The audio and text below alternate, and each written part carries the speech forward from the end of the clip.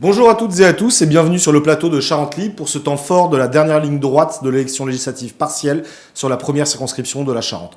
Sans aucune surprise et comme en juin dernier, j'accueille sur ce plateau René Pilato, candidat NUPES, membre de LFI, le parti de Jean-Luc Mélenchon, et Thomas Mesnier, Étiqueté Horizon, le parti d'Édouard Philippe et membre de la majorité présidentielle. Merci à tous les deux de nous avoir accordé ce temps dans cette semaine très chargée pour chacun de vous. Vous allez quasiment devenir inséparables. Après les 24 petites voix de juin, on passe à l'épisode les 42 voix de différence en janvier. Vous portez pourtant deux visions radicalement différentes de la société et de la politique. Est-ce que ces scores très serrés sont, à votre avis, la traduction électorale des clivages de la société, enfin la traduction locale et électorale des clivages de la société? Déjà, Monsieur Pilato.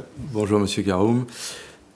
Un clivage, oui, il est entretenu par la majorité présidentielle. On monte les uns contre les autres. Ce clivage, on va le déverrouiller assez facilement maintenant, puisque les gens qui souffrent tous les mois se rendent compte que, au-delà des mots, on a vraiment des décisions politiques à l'Assemblée qui rendent le quotidien de plus en plus difficile. Donc, au bout d'un moment, je pense que les gens vont sortir du clivage gauche-droite et ils vont revenir à un clivage partage des richesses, oui ou non. Nous sommes, nous, à la NUPES, pour le partage des richesses, et la majorité présidentielle nourrit toujours les mêmes et fait souffrir toujours les mêmes. Donc nous ne sommes pas effectivement sur des projets de société clivants dans un rapport gauche-droite, mais sur un projet de société clivant sur le partage des richesses.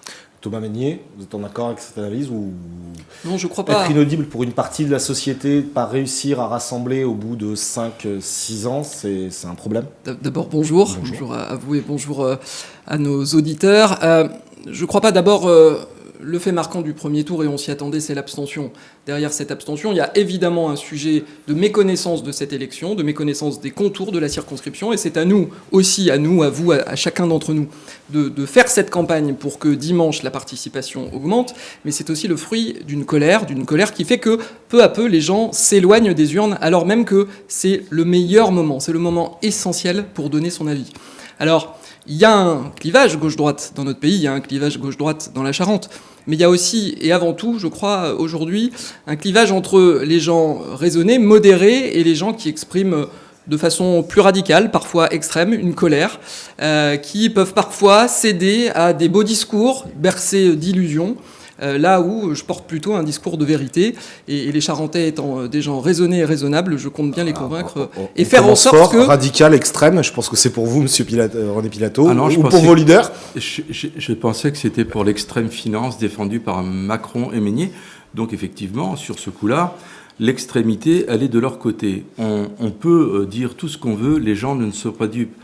7 à 8 Français sur 10 sont contre la réforme des retraites parce qu'ils n'en peuvent plus et ils veulent profiter un petit peu de leur vie, de leurs emprunts, de leurs petits-enfants, de s'investir dans les associations.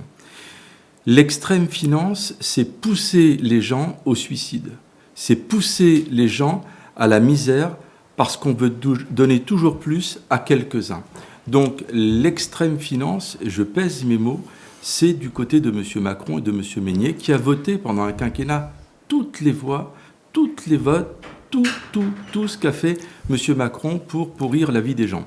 Donc à partir de là, on peut parler, s'envoyer des mots à la figure, extrême, 93% des actifs aujourd'hui refusent cette réforme des retraites.